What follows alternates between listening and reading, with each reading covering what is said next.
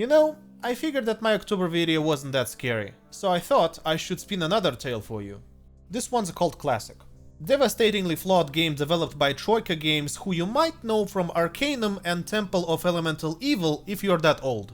They only released one patch made by a skeleton crew before the studio shut down forever, right after this game. It's a weird combination of FPS, TPS, stealth action, horror, an RPG that has so much dialogue it puts visual novels to shame. It's like you're playing all of your favorite immersive sims and RPGs at the same time. Deus Ex, System Shock, Fallout, Planescape Torment, etc. And it takes the best elements from those games and repackages it and provides almost endless replayability for your gaming pleasure. But let's talk about the setting first, because there's a lot of confusion surrounding vampires. It's as if every movie comes up with its own rulebook about them. Some aren't allergic to garlic, some don't fear the sunlight, some don't turn their victims into vampires. So what's happening here exactly? World of Darkness is a setting where classic monsters like vampires, werewolves, ghosts, mummies, yes, mummies, and others live among us. Vampire the Masquerade, tabletop RPG made in 1991, was the very first product of this universe, so it has a very rich backstory, to be sure. It tells the story of vampires who have lived on Earth since time immemorial. They are divided into clans and organizations, they quarrel, wage wars, and plot against each other, just like humans, if you think about it. That's the hook of the setting.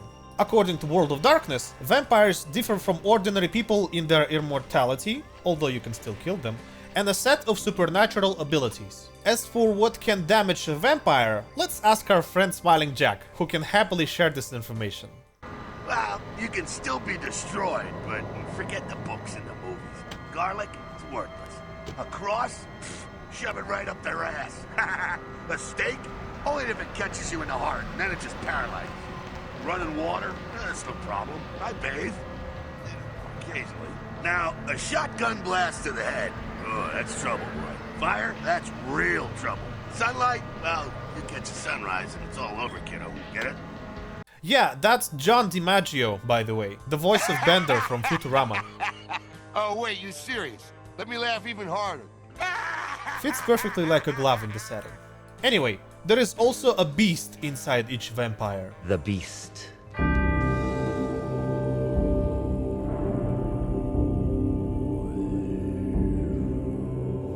And killing innocents and committing immoral acts bring you closer to its awakening. That's not just tabletop, that happens in the game too. The beast takes over the vampire, turning him into a mindless killing machine, a creature that will rage until it's put out of its misery. Either by fellow vampires that uphold Masquerade or vampire hunters. They also exist, by the way. And if you lower your Masquerade score, they will come with torches and silver bullets, so be mindful of that.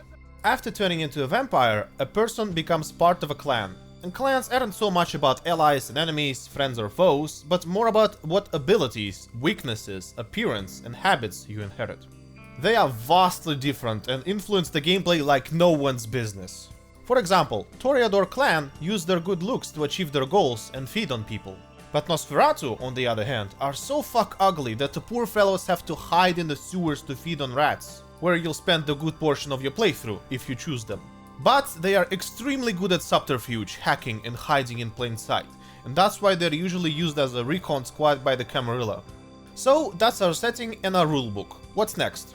Well, at the start of the game, the player is given a choice between 7 different clans. The rebels, the hippies, the short bus, the uggos, the preppies, the nerds, the masterminds. By making a specific choice or completing a survey, the player becomes involved in the supernatural nightlife of Los Angeles. What's more is that it happens in the midst of a war between 2 main factions, the Camarilla and the Sabbat.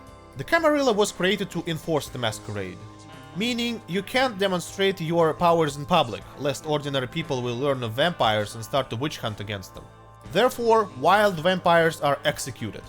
They also enforce strict population control, so you need to petition the Camarilla if you want to turn a human into a vampire. You cannot do it without their permission. Incidentally, this violation kickstarts the whole plot of the game. The Sabbat is the exact opposite of the Camarilla. Its supporters consider themselves superior beings and are not obliged to hide from ordinary humans. The young Sabbat members breed and rampage through the streets of the city, while ancient vampires control the chaos from the shadows. So they're not all that mindless, they're also being puppeteered from the shadows, like the Camarilla. The game starts with you spending a one-night stand with a vampire who decides to sire you. To sire is to embrace you into the world of darkness. However, the Camarilla is quick to sniff this ritual out, so you are taken to the court to be executed along with your air-headed sire. But, for some political reason, or simple random happenstance, you're giving a second chance. A new lease of unlife. After you're being spared, you're thrown into the night streets of the city. You do have a main quest line, but nobody is stopping you from exploring Los Angeles and finding side activities and quests, which are numerous and very interesting. This is my personal opinion, but I think you're not even the main character of this wonderful game. You're a pawn that's being moved on the chessboard by an invisible hand. No, the main character of Bloodlines is the city of Los Angeles. It is incredible. As soon as you finish the tutorial, you are transported into your starting apartment. The sounds of the city burst into your ears through the windows. Let's just stop for a moment and appreciate what level designers have done.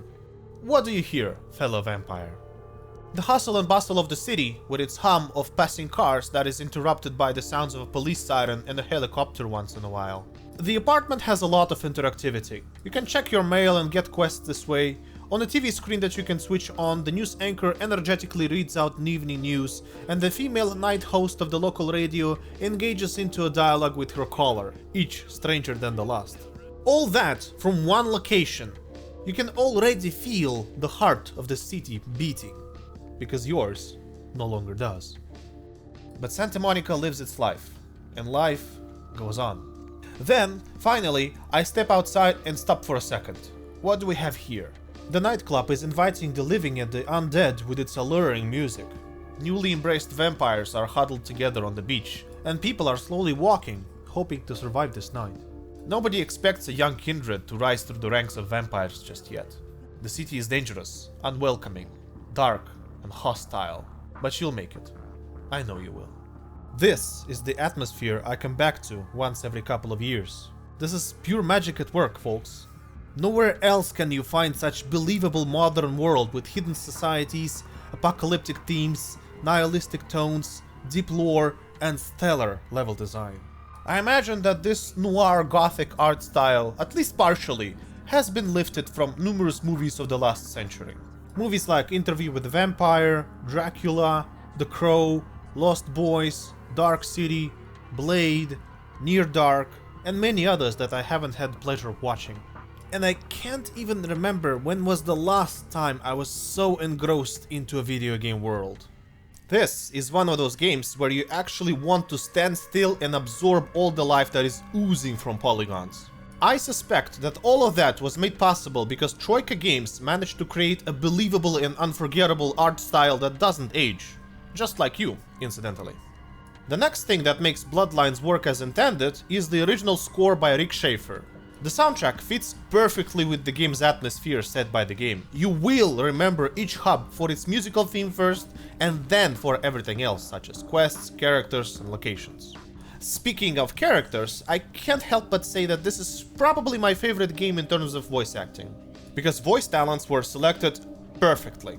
You will forever remember Jeanette Warman, Smiling Jack, Prince LaCroix, Gary the Nosferatu, Nines Rodriguez, and everyone else included in this fantastically voiced game. Adding voices to the game expands the characterization that was already off the charts. I think it even exceeds the levels of Fallout New Vegas, as I have not encountered such deep and attentive characterization there or in any other game.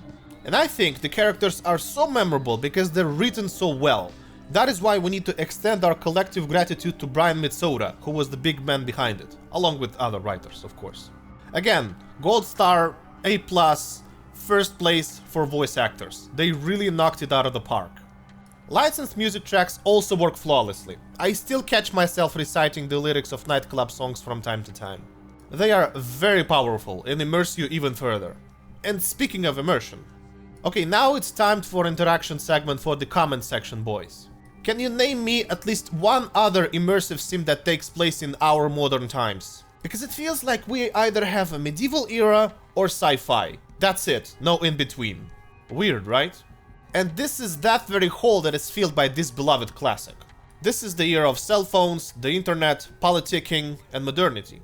Yeah, I guess the closest hit to vampires would be, surprise surprise, Deus Ex. Of course, Bloodlines can't boast the same level of immersion, but some elements are present here as well.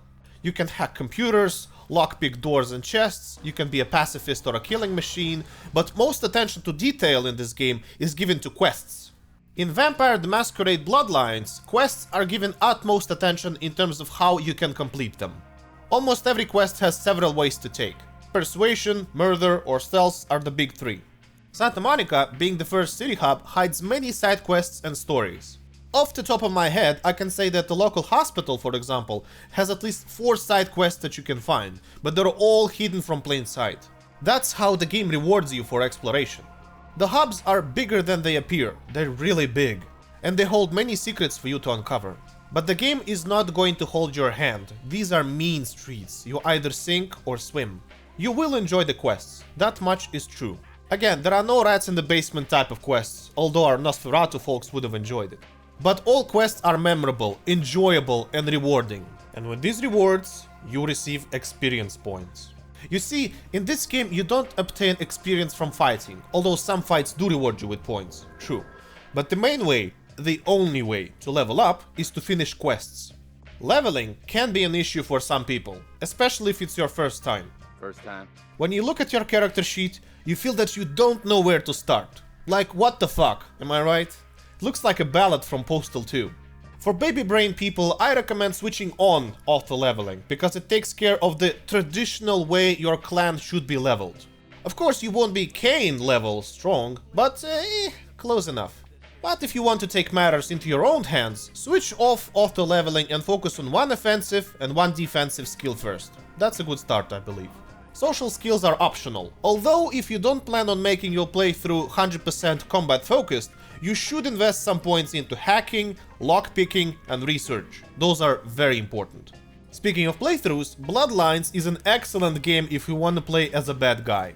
Sure, we've had some fun in Mass Effect playing as a glowing shepherd with a Mike Tyson tattoo, but the setting wasn't quite fitting to our mustache-twirling villainy. Because ultimately, we had to save the world. And that, I assume, is not at the top of the agenda of any bad guy ever. Unless you're lawful evil, that is. But in Bloodlines, you're given all the tools and environment to become the most evil motherfucker ever. Shoot first, ask questions later, as they say. Oof.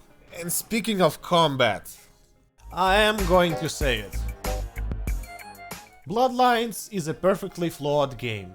But there is one little thing that is undeniably bad. I am, of course, talking about combat. At best, combat can be considered clunky. At worst, it's filled with bugs and sours your gameplay experience. It's true, the game is not remembered for its wonky combat, to be sure.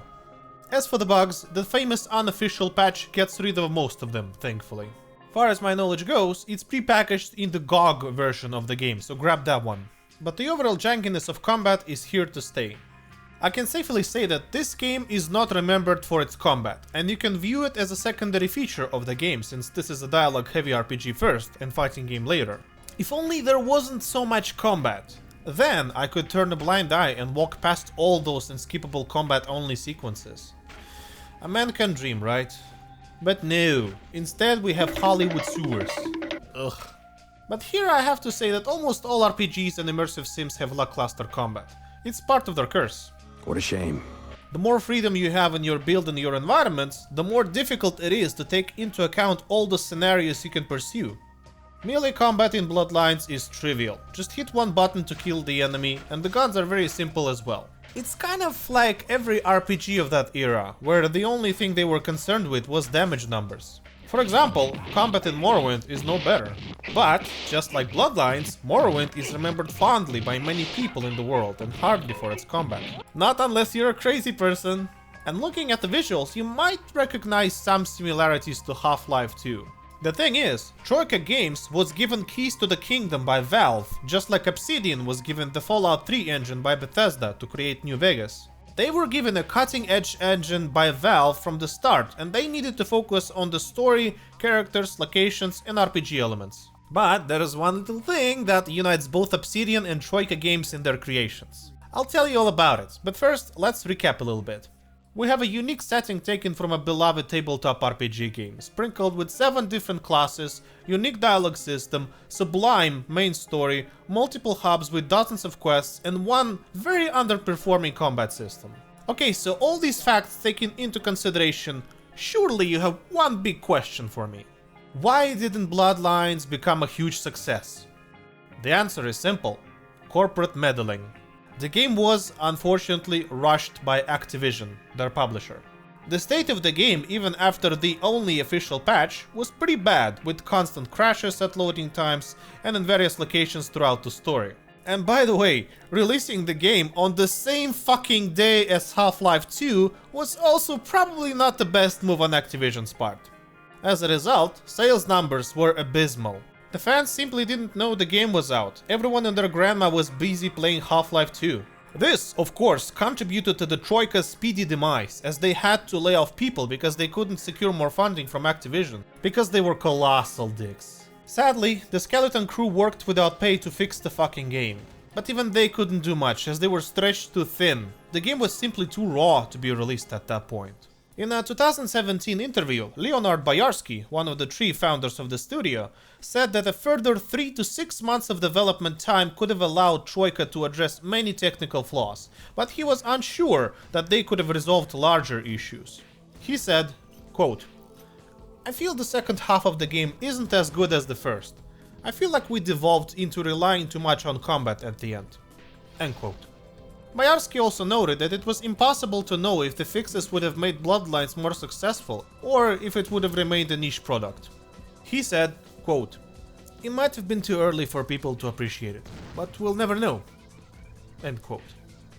Well, what we know now is that the game has a cult following, and it attained the status of one of the best RPGs ever made, so that's that. Despite the demise of the studio, despite the low sales numbers, despite the critically flawed combat, despite all other issues, the game is unconditionally loved and cherished by many, myself included. I really hope that the people working at the game know this. I sure as hell would love to send them all an email thanking them for creating such a game that influenced my taste in video games so much. So, should you play Vampire the Masquerade Bloodlines in this day and age? Does it hold up? Will it maintain your attention span? Does it deserve your time despite the bugs and all the issues? Oh yes, there is nothing quite like this game. If you wish to experience a noir gothic atmosphere in a living, breathing world full of memorable characters and quests, step right up. But you gotta promise me that you will look past the combat and janky gameplay and focus on the setting, narration, and the story. Even after almost 20 years, we haven't had such a brilliant and immersive RPG game. And, quite possibly, we never will. See you in Los Angeles, everybody. And remember, don't open it. Thanks for watching.